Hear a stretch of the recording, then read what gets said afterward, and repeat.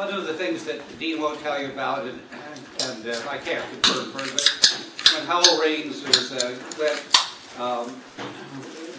exited from the New York Times, they did approach Dean to be editor of the New York Times. And Dean said, I think something like, I like LA, I like the LA Times, even though he's only managing editor. So he stayed in LA, so we're lucky. There aren't many newspaper people that would turn down a feeler from the New York Times to be editors, but we're glad you did.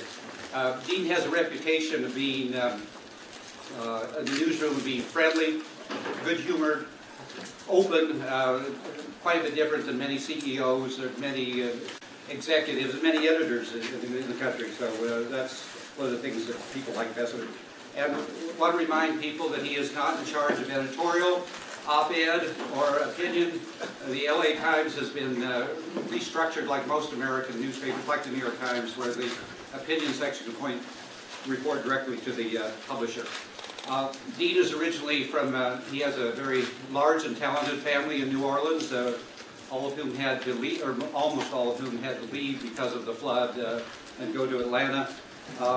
As a youth, he studied, went to New York to study English at Columbia. He started working in newspaper business at Stateside and Times-Picayune in New Orleans. He went to the Chicago Tribune, where he was an investigative reporter. He won a Pulitzer Prize for exposing corruption in the Chicago City Council. That really must have surprised the readers of Chicago. Had corruption in the City Council. That must have been an eye-opener for him. He then went on to be an investigative reporter and also the national editor for the New York Times, job he had before he came here. Two of the people that really said I had to meet Dean, the great person, were John Carroll, the great editor of the LA Times, and his wife Lee. And one of the in the Carroll Baquet era, in 5 years, they won 13 Pulitzer Prizes. They won 5 in 1 year, which is more than any other American paper except the New York Times after 9/11. So they really, they've been on a roll. And one of the things that about LA Times, it's full of USC journalism graduates, Annenberg graduates, both in the repertorial and the management level, like Roger Smith here. And one of the good things about Dean is that he has kept, I think, most of these people, and he has appointed one of his 2 managing editors, Leo Walensky, who's also a graduate. So we're glad to have Dean here, a man of very good judgment. Thank you. Tom, can everybody hear me okay? Sitting here? Is this okay? Good. What I would most prefer is if this ends up being a Q&A. If people ask me about the paper, about journalism, about anything, because that's more interesting to me, and hopefully it'll be more interesting to you. It's more interesting to me because I view these opportunities to get out of the newsroom and talk to people as a way to get a sense of what people think about the paper and what people think about journalism. I'll talk for a couple minutes about the paper, how it works, some of the things I want to accomplish, and then maybe devote a couple more minutes to my platform of why newspapers are truly important and why this generation, or the people who are here of this generation, need to do everything, whether you like the LA Times or not, or if you have another newspaper that you like better, why it's absolutely vital that you read newspapers and that you understand the role they have in society, and why you got to do everything you can to make sure that they survive as powerful forces in the country. First off, as he said, we are divided. It's a recent development, and it's one that I supported. It's one that I always said I wanted to have set up when I became editor of the paper, which was the opinion side of the paper has nothing to do with the news side, and there's a real divide between us. It wasn't that way before I became editor, but that's the way it is at most of the papers I admire. That the people who opine about Arnold Schwarzenegger or George Bush or the war in Iraq are separate from the people who have to cover it, and I'm in charge of the people who have to cover it. I guess you can talk even louder, Carol. Can you hear me? Can you? Okay. Up. Okay. as I was just describing the divide between the opinion side of the paper and the news side. Is that better? Is that better? Yes. We have seats. Yes, there are seats here, Craig. Well, I'll stand. And then I'll sit where I take questions. To my way of thinking, there are only about 3 or 4 truly great newspapers in America. And the LA Times happens to be one. And you can put them in whatever order you want to, and they all do different things well. But I don't think anybody would disagree that the New York Times, the LA Times, the Washington Post, and the Wall Street Journal are in a class by themselves. We can have a lengthy debate about the strengths and weaknesses of all of them, and newspapers are by their nature flawed institutions, which I'm happy to talk about too, but certainly ours is flawed, but less flawed than the other two. and to my way of thinking, the LA Times has the most interesting challenge in the future of those 4, for a bunch of reasons. Of those 4, 2 of them are nationally circulated, the New York Times and the Wall Street Journal. The third is in a place where the local story, which is Congress, the White House, Washington, is a national story. The LA Times is the only one of that handful of truly great American newspapers that has largely a local responsibility.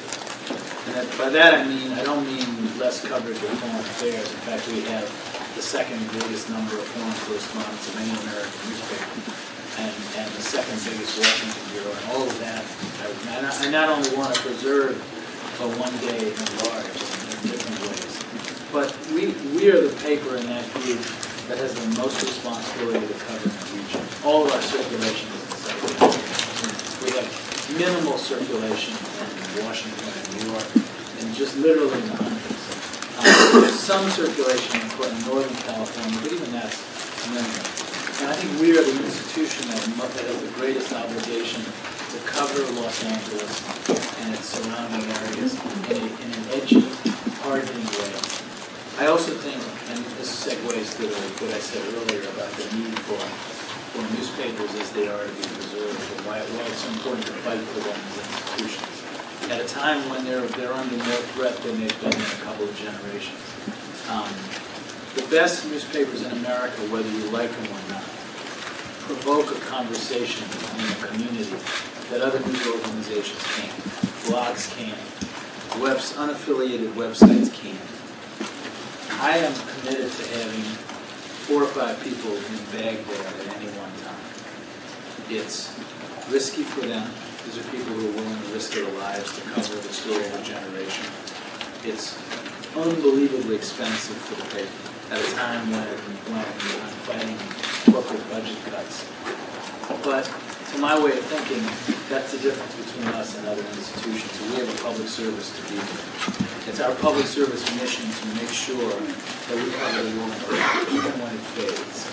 It's our public service mission to make sure that we do what we're going to do this year, which is a hard look at the war in Afghanistan, which hardly anybody covers day after day. And I don't care whether advertisers want it. I don't even particularly care whether readers want it, or I hope you do. But I feel like that's an obligation I have. I think that I understand and admire the attraction to the new world of new media and to blogs and bloggers, because I think they're brilliant. I think that that's a democratization of the media. I think it's fabulous. And if anybody reads the history of newspapers began in an era when there were lots of newspapers in different forms. We would consider, mimeograph sheets that you tossed around. They were different. It was easy to start one. It was easy to have one. It was essentially the equivalent of photocopies. And I think it's really healthy that there are a lot of people who criticize us because I think we had a tendency to get arrogant and take advantage of the fact that we were monopolies. I think we sometimes became too concerned with financial matters, newspapers did. And I think it's good that people whack us around some. It's healthy for us. I'm certainly responsive to coherent, good criticism, and I think the best editors that I know and respect are as well. But what I'll close by saying, and this is the part where I think is so vital, that you read newspapers and that you help to protect newspapers. whether you like us or not.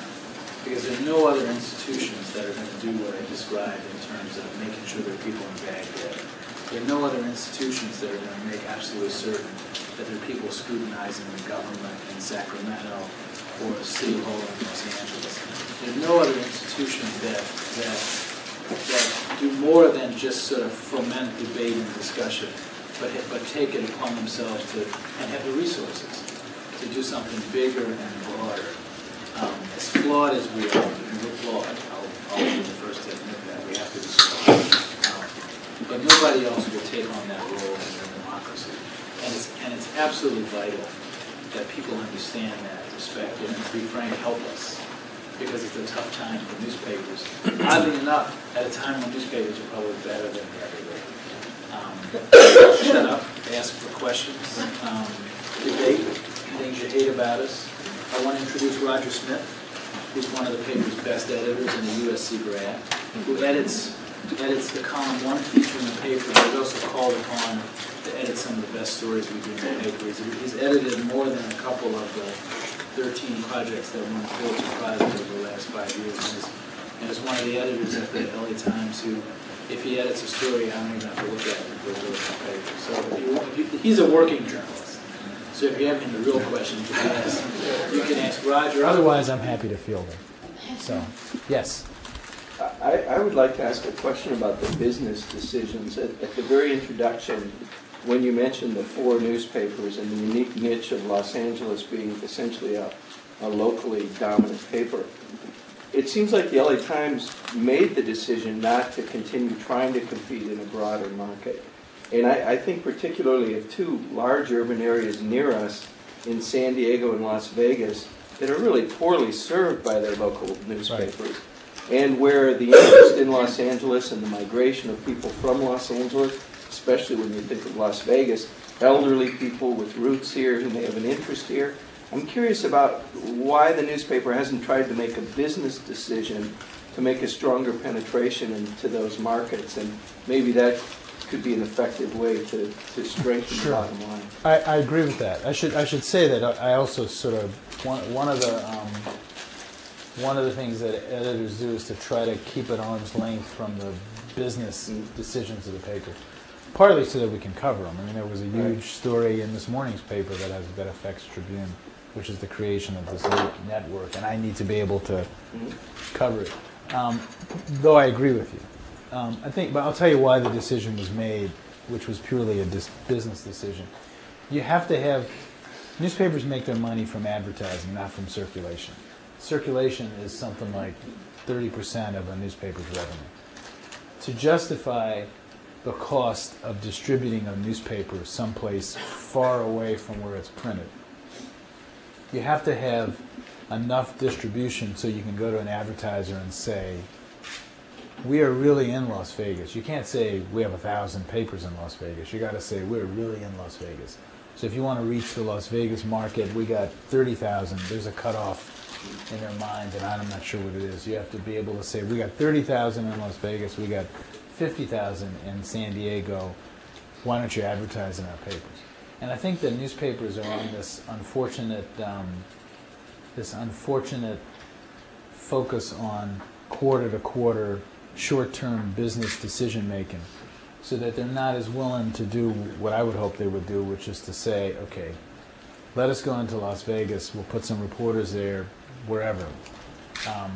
We'll do such a good job, the papers are so bad, that people will read us, and we will have circulation in those areas, and be patient, and then the advertisers will come. I think newspapers are making too many short-term business decisions. You have an Orange County edition, so what's your...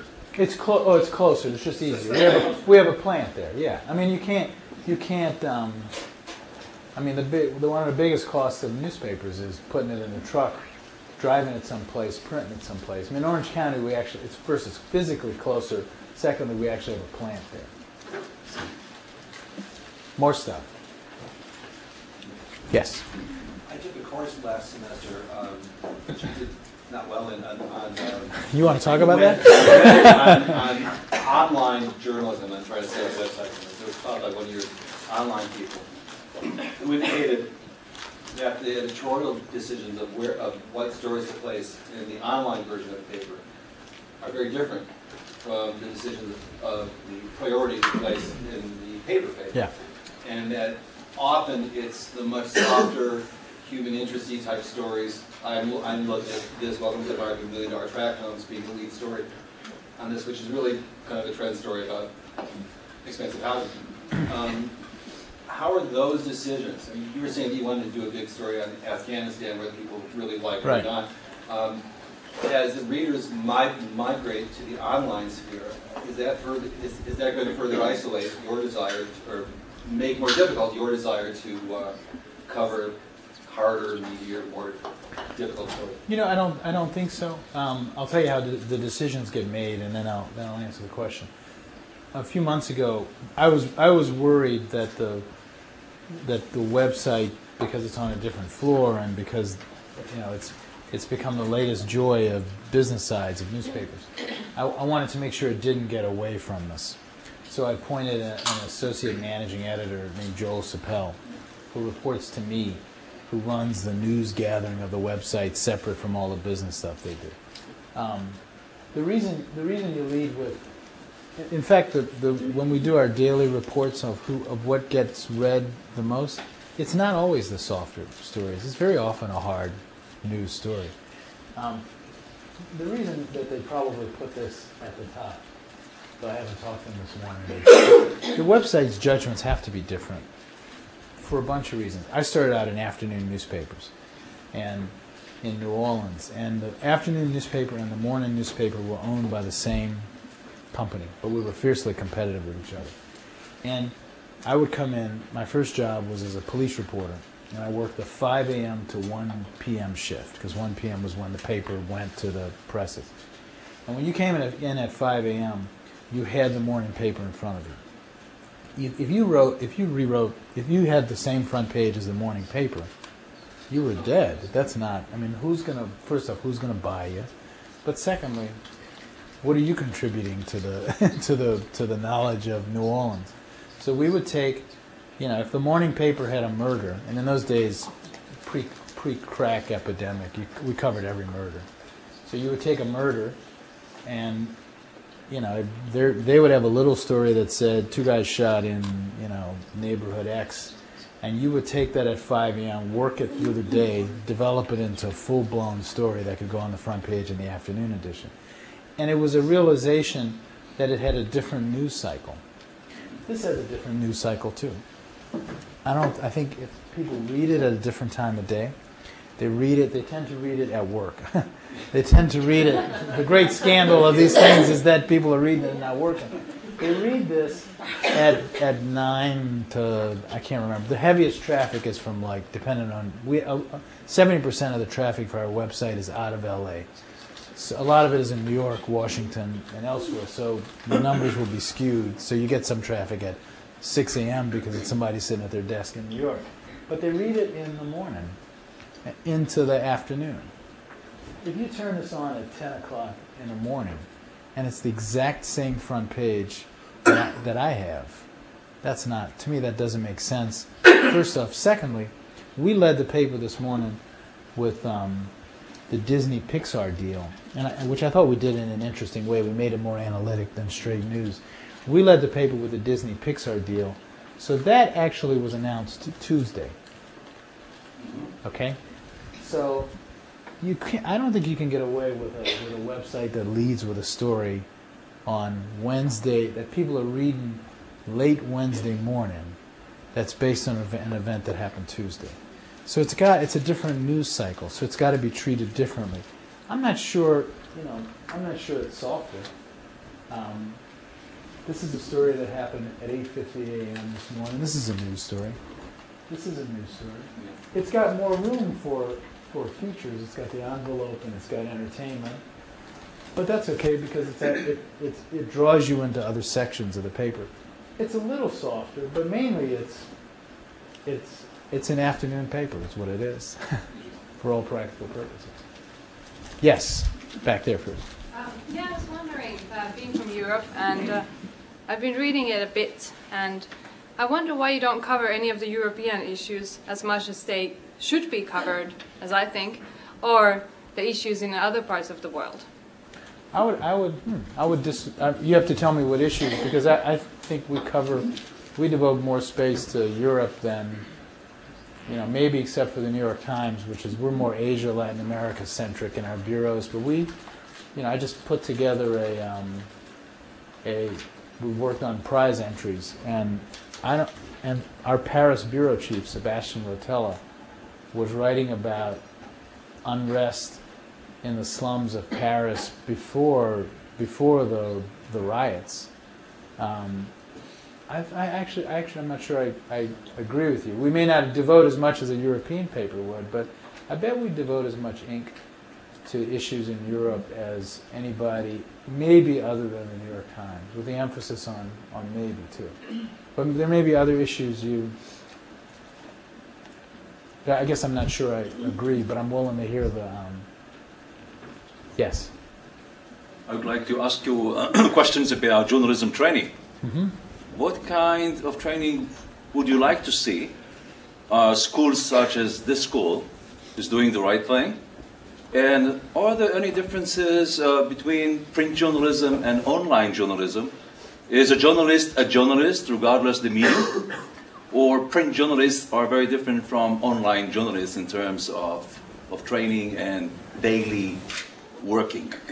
I'll work my way back from your question. The question of what is a journalist. I'm on the board of the Poynter Institute. For those who know what that is, it is the perfect newspaper, except that it happens to be in St. Petersburg, Florida. It was a guy named Nelson Poynter who made a fortune publishing the St. Petersburg Times, Congressional Quarterly, and a couple of other sort of government-oriented magazines.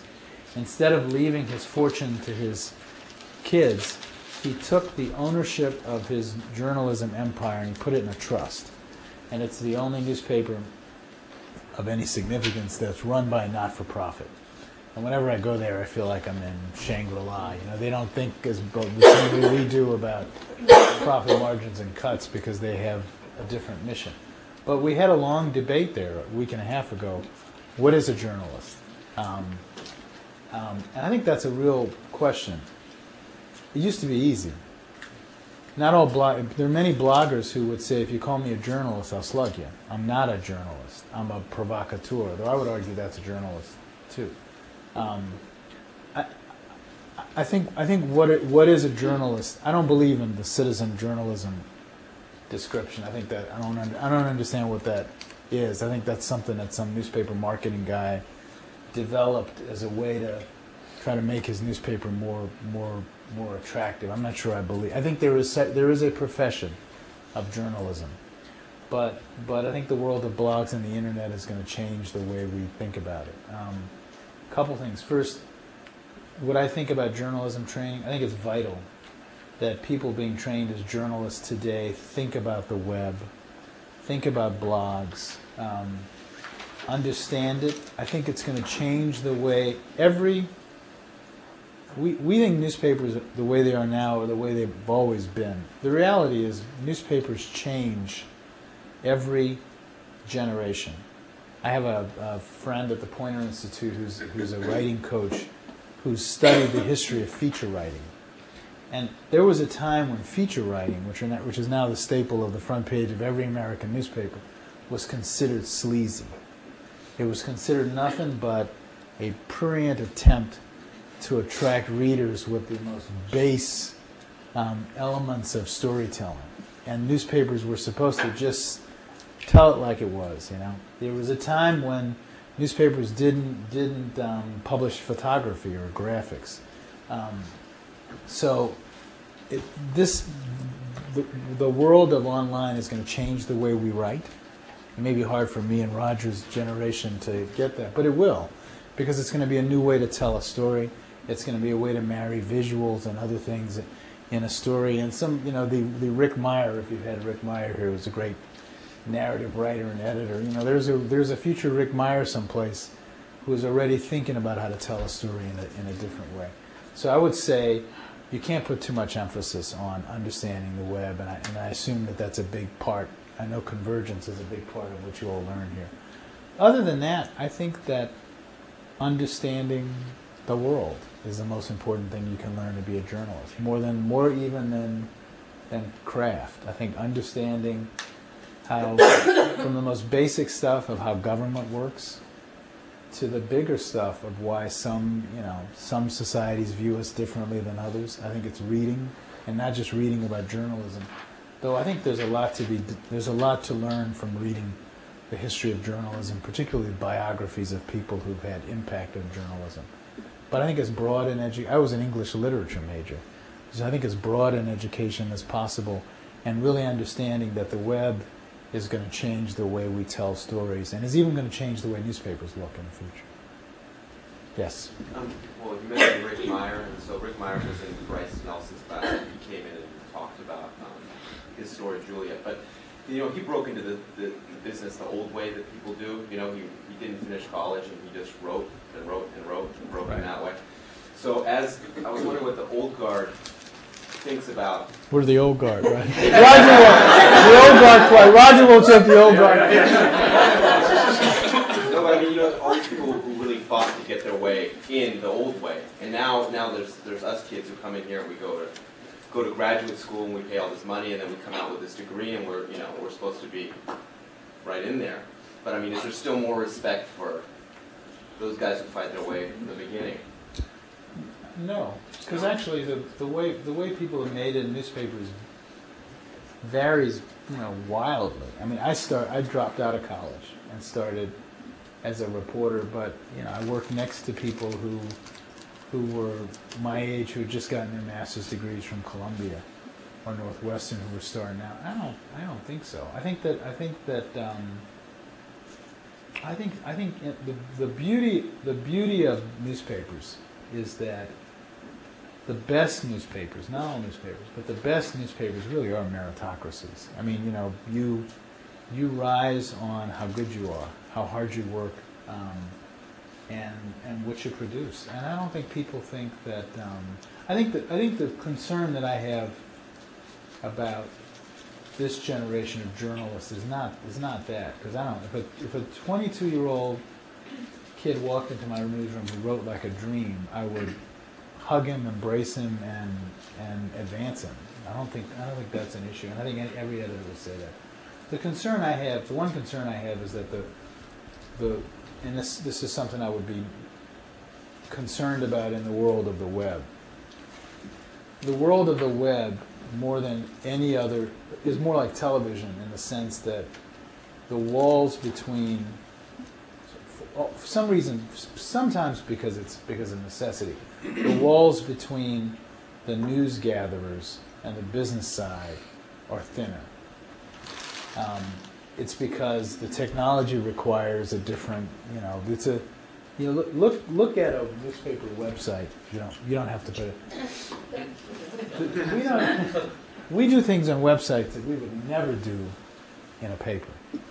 We don't put ads on our front pages of the paper. I mean, I would kill before somebody put an ad on the front page of the LA Times. We put ads all over the front page of, this is our front page. We don't, you call up a story in the New York Times or the LA Times, and sometimes before you read the story, you're going to see an ad for Lexus driving across your screen with a button that says, press this button to skip this ad. The point is, it's such a different medium. There are things that go on the web that there were easy decisions and easy discussions in the newspaper. My biggest concern about the generation that comes through the web is that they will not understand the difference between the sort of principles of journalism that are not encumbered with business stuff, because it's so easy to forget it. When I sent Joel over there, he's struggling to figure out who's a journalist, who isn't. The same guy who does the graphic, because they started small, the same guy who does the graphic for, a Paramount ad might well be the same guy who does a graphic for a story. In the newsroom, that would be a gigantic scandal. But websites have grown up, all of them, not just the LA Times, have grown up differently, and I think that's that's going to be an issue for us. I figure at some point in the next 5 years there's going to be a website scandal that's going to make us all step back a little bit. That would be my concern. No other. Start any way you want to. Yes. My question is actually about column 1, so maybe you both can address this. I was just thinking that it's also unique in the 4 newspapers you mentioned because nobody else reserves a portion of their above-the-fold coverage for that kind of thing every day. I'm wondering what kind of decisions go into keeping that a tradition and the forces that keep it around. And This is good because we've had an ongoing debate about column 1, and I'll talk, and then Roger can talk. Not about getting rid of it. That's not. I love column 1. How long has it been going on? It's been there forever, though it only got... I invented it in the 60s, I think. It's 12 years old. Yeah. Forever. I mean, forever. I mean, we published a book of... How long has column 1 been? 68. But it's only been called column 1 since... 1990. Right. There was always a... we're having a debate about what it should look like. We don't have a debate about it. I think, and I give Roger and the column 1 editors a hard time sometimes about it. I think it's one of the great front page institutions that anybody created. I think it's just terrific. It has had a huge impact on the character of the paper. It is the reason that it is a paper that does much more narrative journalism than other papers. We have a story on column one this morning that's a first person piece by a guy who watched The Smuggler. That because, the way newspapers work, like all institutions, if you create a place for something, you will get it. If column 1 went away tomorrow, people wouldn't think like that. People wouldn't think about first person and taking risks with storytelling. The trick for us in column 1, and Roger has done a terrific, and his partner Roxanne Arnold have done a terrific job in this, is its original reason for existing is gone. So we have to raise the bar on it. Its original reason for existing was that the front page was all news. So you had like all American front pages, it was 7 stories about governmental actions in City Hall, Sacramento, Washington, incremental votes out of congressional committees. So the editor who created column 1 wanted one guaranteed spot on the page for a yarn, for a story. Well, truth is, we have stories on the front page every day that are feature stories, that are yarns. We have stories all over the paper, calendar, elsewhere. I mean, when institutions like this were created, those things didn't exist. So what we have to do with column 1 is make it even wilder, more first person, more risky storytelling. It can no longer survive just being the one feature story on the page because it ain't the one feature story on the page anymore. So we're pushing to take even more risks. You want to talk about it? Yeah, it's kind of an exciting time in some ways because we are trying to open it up even more for different kinds of writing. I like to call it observed or narrative work as much as we can in that regard, and yet keep it a place for the writers of the paper. Yeah. Sorry, I'll come back over. Yeah. Going to referring to the fact that the op-ed pages report to the publisher now. While I understand the need to separate news and editorial, it seems more important to me to separate editorial and business. Would you agree with that? Yeah, and that's the compelling argument not to have done what we did. But I guess here's where I come down. You mean editorial from the business side, but here's where I come down on it.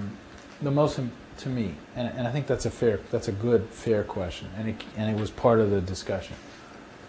But here's where my view is that the paper will have to be harder hitting, because I want a really hard hitting paper. My background is investigative reporting. And the paper will have to get edgier over time. And I mean that not in a way that says imbalanced. I just mean it'll have to get harder hitting. There's now so much media that what we have to offer is the sharpest, most educated, fair, honorable take on a story. I can't get away any longer with this is an incremental change to most of you, but I can't lead the paper anymore with a story that says Disney bought Pixar. Because if you care, you know by the time you pick up your paper in the morning. Those days are gone. We're stuck in those days sometimes. We got to shake. But those days are gone. If you know Disney bought Pixar, you've known it. You know, if you work at Disney, you knew it. If you live next to some guy who worked at Disney, you know it. If you glance at CNN, you know it. If you looked at a website, you know it. If you read our website, if you read anybody's website, you know it. I can't do that anymore. I have to be more analytic on the front page. I asked a provocative question at yesterday's front page meeting. We led the paper yesterday with a story that said Ford to lay off 30,000. And I walked into the front page meeting, which I don't run, incidentally. I was a managing editor, Leo Walensky, who runs it. My job is to foment discussion in it. So I walked in and I said, what if our lead had said, can Ford save itself? And had been a truly smart, not snarky, but a really smart analytic piece that analyzed whether these cuts will save Ford, and a really compelling look at it. So, and I think that's where we're going to go. We have to go there. I mean, that's what we can do that nobody else can do. So if we move in that direction more and more, I think that means that there's got to be even more division between me and the people who write opinions. If I'm going to lead my paper with a story that's an analytic look at Arnold Schwarzenegger's building program, and if I need to be able to honorably say to the readers, I don't know what my paper's position on Arnold Schwarzenegger's building program is. I don't know whether we like it or don't like it. I'm not in the conversations. And I thought that was a more important. Any system where you have a business side of newspapers is going to be a flaw. But I thought that was a more important principle than the principle of the editor of the editorial page reporting to the publisher. That was my view of it in the debate, in the discussion. Judy's got a question. Yes. We'll say you, Judy. I'm glad the students are getting their turn. But, column 1 I want to get back to because I thought it was great today and read it from beginning to end. And because I'm teaching a course called News 21 with some very good graduate students who are doing only issues of immigration and trying to tell them in new, interactive, new media ways. It's kind of a large challenge. I recommend this piece to them. But my question, and by the way, my eye, old media eye, goes right to column 1 every morning. Because I'm trained to go right to that. But here, I see, you've buried it number 3, and the way you've headlined it is very interesting. It's very sexy. Driver says he can make $100,000 a year using citizenship. And my reaction to that is me with a Volkswagen. I'm thinking, gee, it's almost like you can make $100,000 a year. At any rate, that aside. It does make it add a lot of that. My question about. Can we get a pen?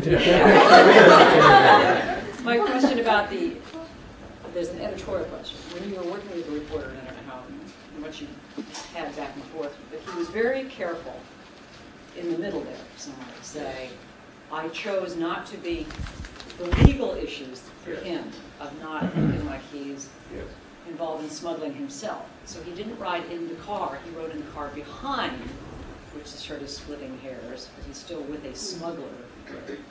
Did you talk about that and how you were going to handle that so he wasn't getting into legal trouble himself? Well, this is actually, I think, speaks to Dean's point about trying to get us in new ways. We're trying to be as transparent as we possibly can in this story. We would have, I think 5 years ago, would have struggled mightily to avoid any first person in this. We would have tried to have the voice of God in this thing, and the readers, I think, would have been like, well, what kind of decision were made? This is the questions you're asking. We're trying to get right at it in the story.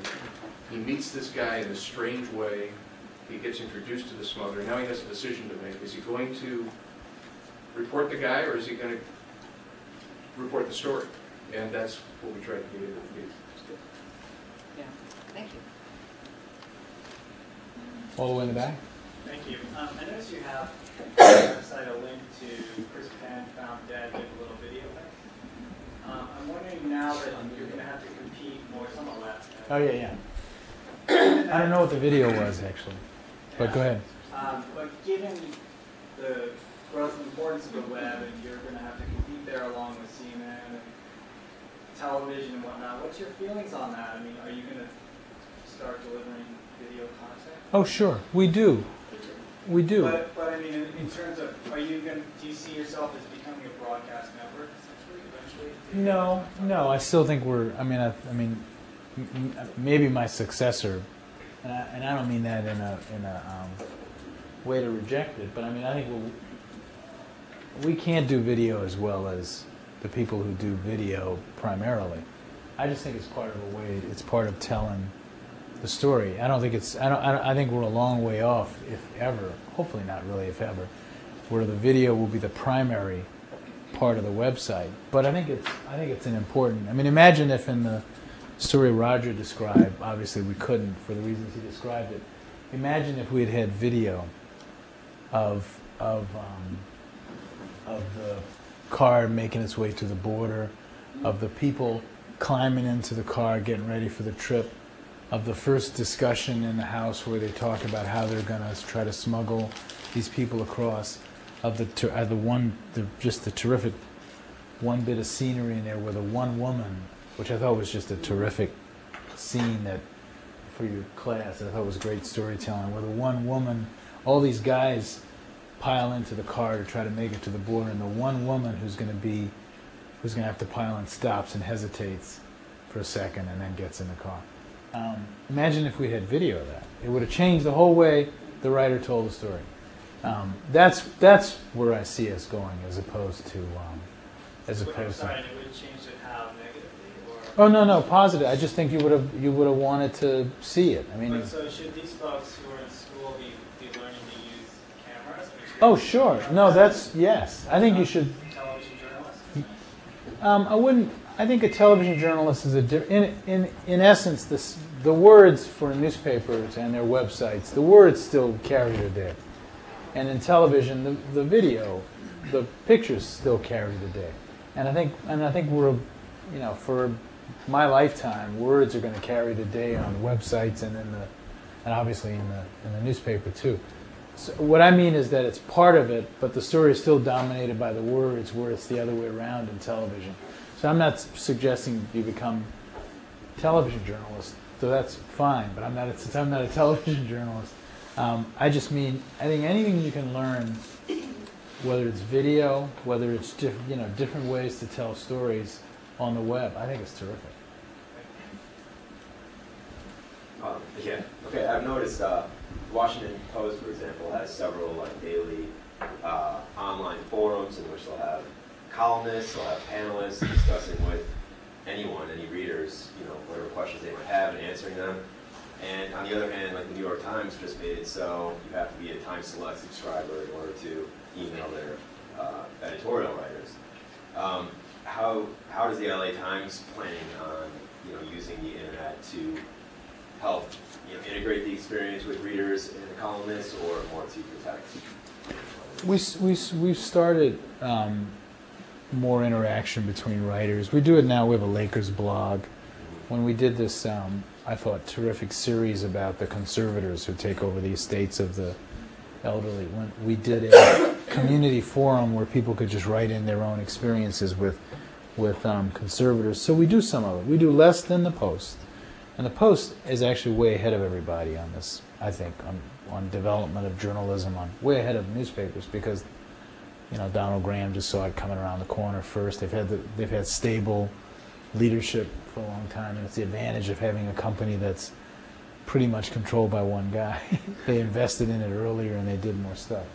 I don't think that newspapers are what you're seeing with the New York Times and its columnists is they're struggling to figure out a way to make money on the web, and that's why they're trying to restrict access to their columnists.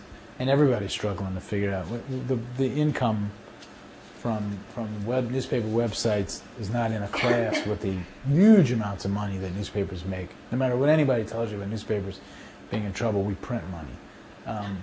It's amazing how much money newspapers make. But everybody's nervous about this future, and right in this case, this is one case where I agree with the business side.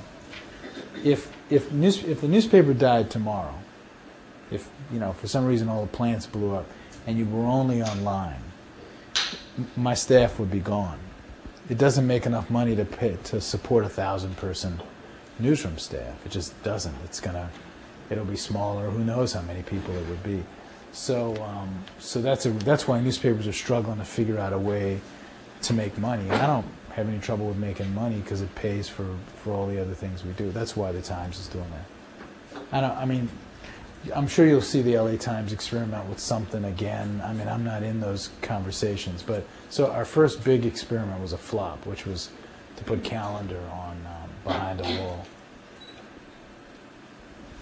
In the back? Yeah, you started off by talking about whether you're going to do a hard-hitting story about the war in Afghanistan and so on. And I was just kind of thinking about what you think about sort of the difference between informing citizenry and facilitating your readers or viewers to take action. And I'm thinking specifically of, for example, both the BBC website and also the Guardian UK site. When they run stories, they'll often, now I've noticed, and I don't know if you do this as well, they'll link in to organizations that are kind of taking action or mobilizing around the issues that they're describing in the stories. So that during the February 15th anti-war mobilizations, they described what was happening, and then they also linked into the groups that had organized it, as well as to folks who were opposing it. And I'm wondering if you are having that conversation, especially in terms of the web enabling more kinds of citizen action, if you're having that conversation about the difference between just kind of informing or facilitating action. I don't think it's the European paper says they have a very different model. Thus, their websites have a different model. I don't think we're supposed to facilitate action. I think my job is to make sure that we cover the war in Iraq or Afghanistan aggressively, honorably, that we get it right, that we try to give people a sense of what's going on, and that people can then take that information and either decide to be pro-war or anti-war. I mean, I think my job is to just sort of tell the truth and then the European papers have survived by almost every European paper has a political cast, and you know that going in. You know that the Guardian, if you subscribe to the Guardian, is the left, is a paper that leans left, and you read it with that expectation. It's also a very honorable newspaper. I'm not knocking it, but it's just a different tradition, and I don't think we're supposed. I think we can facilitate discussion. I think we did that with the conservative series. We can say if you want to, but I don't think we can facilitate. When we did the King Drew series, I would never have. We did a series about how bad the King Drew Hospital was. I can't imagine we would have had something that said, if you want to attend a meeting in which people are going to talk about how to tear apart King Drew, go to this website. We wouldn't have done that, and I think we would have hurt our credibility. Or your credibility with the community, or with the hospital, or with readers. With readers, I still think people hanker when they get up in the morning to read something that tells them what happened in a smart, analytic way, and without taking a side. I'm not saying we don't screw up sometimes, and you can probably find instances where we didn't fulfill the obligation as I described it. But I still think there's a hankering to pick up the paper. That doesn't mean that means that you are, fearless when you write about powerful institutions or people. But it still means you sort of play it straight. And I think that's the traditional American model. And actually, I think that society is now so divided in the U.S. There's so much anger and so much that I think that's a role we should even stick to more now. So, yes. I want to talk about one of the more unpleasant aspects of your job. And that's Roger's job. Well, I think you had to lay off about 80-odd people in the past 85. 2 months. Yeah. We didn't actually have to lay off so many. We only laid off a handful, but you're right, it was bad. Okay.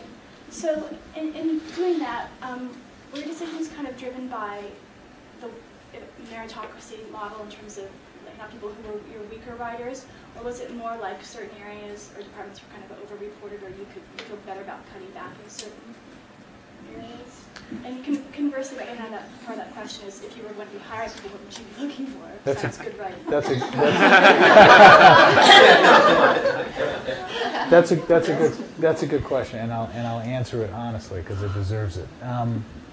First off, the decision to make those cuts wasn't mine, and I disagreed with it and resisted it, and in the end, thought that as the leader of the newsroom, I had no choice. I had to do it. So I want to make clear it wasn't. You're not going to hear from me a defense of cutting the LA Times newsroom because I didn't want to cut the LA Times newsroom. When we were told how much we had to cut, the first thing we did was we crafted a buyout program so that people who actually wanted to leave for whatever reason, and I'll use Bob Hilburn, who's our longtime music critic, as an example, who signed up for it right away. And I called him in my office to try to convince him not to take it. Bob is 66, and to my mind is one of the most valuable writers at the paper. And I called him in and I said, I don't want you to take it. I'd like to try to convince you not to do it. And he said, look, I've been wanting to write a book my whole career. I was going to have to retire. I felt I was going to retire in a year or two anyway. I'd like to keep an affiliation with the paper and write for you occasionally. But if I don't go now, I'm never going to write this book. And I've wanted to write a book of my whole career. So what do you say? If that's, you say, okay. Of the 85, I think all but about 7 or 8 people took it voluntarily. But there were 2 groups. There were people who truly took it voluntarily, like Bob, and then there were people who I called in and said, look, you ought to consider doing this. Some of it were people, to be frank, who I thought were not our strongest people. And as much as I view myself as a humane editor, and I think that that's important, my main obligation is to put out a great paper. So there were some people who I encouraged to take it. There were some people who, there were some cases where there were jobs we needed less of. We have, newspapers build up. The newspapers are like houses where you build a house and then you decide you need a garage and the kids are gone, the garage is still there. We had too many photo lab techs, and there was technology that could do it better, or do it as well. So among the people we laid off were some photo lab techs, and there were jobs like that. But it's a mix. It was a mix of that. I would say it was the second most difficult month I had at the paper. The first most difficult month being the one last year when we had to lay off 67 people. And that was more difficult because it was the first one that I had experienced at the paper. So how does that affect somebody going into journalism? I think that if you can write, I think that if you can practice the craft really well and energetically and understand the new dynamics of the web, I think you're going to be fine, to be perfectly frank. I really do. I think you're going to be fine. I think, in fact, there are probably going to be more places to work. I mean, Yahoo is building a newsroom down the street from my house in Santa Monica and just hired my deputy sports writer away. I don't know what they're going to do, but they're building... I mean, there are alternatives to newspapers, and I don't know what the landscape is going to look like 10 years from now, but I think there's always going to be room for people who can practice honorably the craft of journalism. So... We'll follow the Jeff Cowan rule and adjourn by one. I don't know if you can stay around for individual questions, but we'll have one more quick question, I guess. What? Casey can ask me anything anytime she wants to. I thought that maybe the students would be interested too. I know there's so much concern about balance and how you deal with balance. It's a big issue for me. Screw balance. No, I'm just teasing. Well, just, yeah. I was teasing. Turn that up. No. Yeah, you know what an issue it is that journalism is opposed to, going going in and telling what's true? Are you too liberal? Are you too conservative? Do you have another point of view, maybe an issue where there really isn't another legitimate point of view? And I'd just like to know what your thinking is on that. To be perfectly honest, I think most of that is sort of a bullshit issue. That was. I mean, I'm not. Newspapers are truly flawed. They have to be.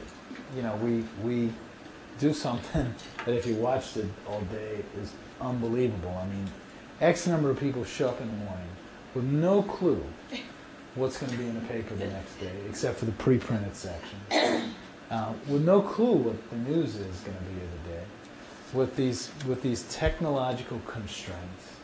I mean, it's like, you know, it's like the Flintstones. I mean, it's a ridiculous thing that we do. It has to be flawed. It's very funny. We all put tremendous energy into the lead of the paper. It's the most scrutinized part of the paper. And there's a wrong word in the lead this morning. We all went nuts over it. We don't even know how it slipped in. The word, it said, it refers to Disney and resurrecting its animation business. And when we put the paper to bed, it said, described the animation business as the hallmark of its past. It says the hallmark of its last. So, I mean, we're the most, you can't, you know, stuff happens. And people see, when people see things, the flaws of newspapers, they decide, you know, it's because they're biased. That couldn't have just happened accidentally. And I think it's a bullshit issue. I think there is bias in newsrooms. I think how could there not be? It's 1,000 people putting out a paper. There are incredible checks and balances to make sure it doesn't infect the overall feel of the newspaper. And I just think it's one of those issues that the people who don't like us sort of dig up to throw at us. And I don't think it's a serious So Columbia issue. Journalism Review, just about every issue. I don't think it's a serious. I mean, I could make the point. I could make a compelling case, as much as people say that the newspapers are anti-Bush administration. I could make a compelling case that newspapers were too slow to ask hard questions about weapons of mass destruction. So there's bias. You know, I can make a case that we screwed that one up. Thank you very much, Dean. We hope Thank you'll you. come back.